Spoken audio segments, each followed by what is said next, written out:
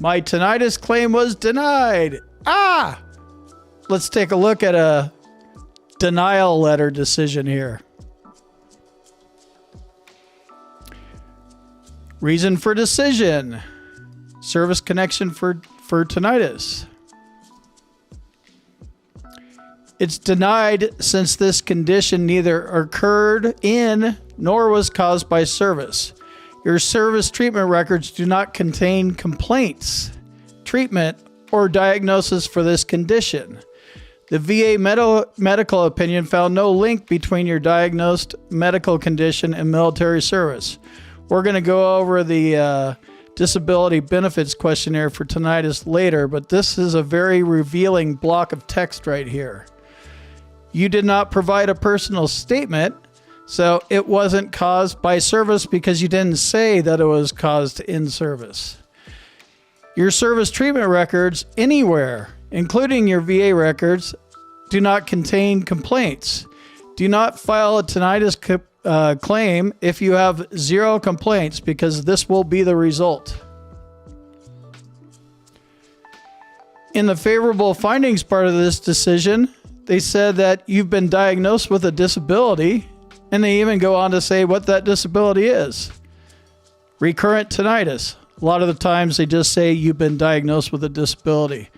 So he's got the diagnosis of tinnitus, which is one of the factors you need. They even concede the MOS list as exposure to hazardous noise. So he has the MOS list, he has the diagnosis, but since he didn't provide the nexus in a personal statement, the claim was denied.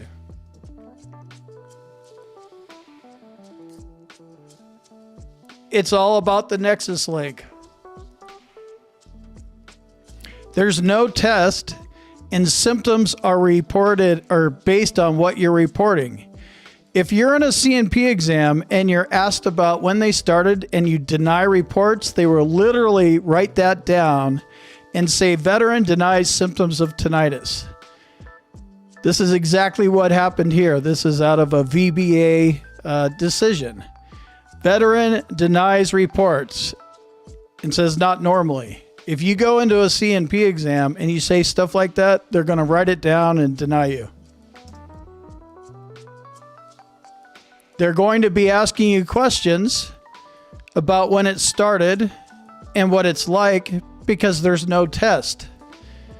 Submit this on a personal statement because this is your nexus link.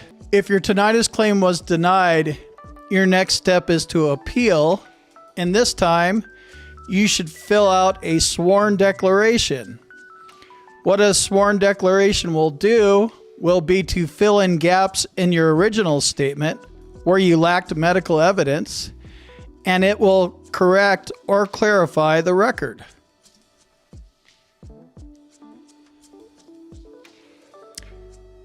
A sworn declaration is VA Form 21-10210, and basically a sworn declaration is under oath. With that being said, VA sworn declaration forms may hold significant weight in the eyes of the VA adjudicators because of that reason. They demonstrate that the author fully believes the information they are providing is accurate, and you sign that it's accurate to the best of your knowledge. Versus a normal personal statement, we write all sorts of stuff on those things. I know I did. Maybe you did as well. You're escalating it when you bring it to the sworn declaration level, and that's what you need to do if you want to appeal your tinnitus decision. That strategy, that's my boot camp. That's what I talk about. I preach it and I teach it. You need a doctor that can help you with a nexus letter. Check out my med team. Here's an email address. Hit them up. Tell them you need a nexus.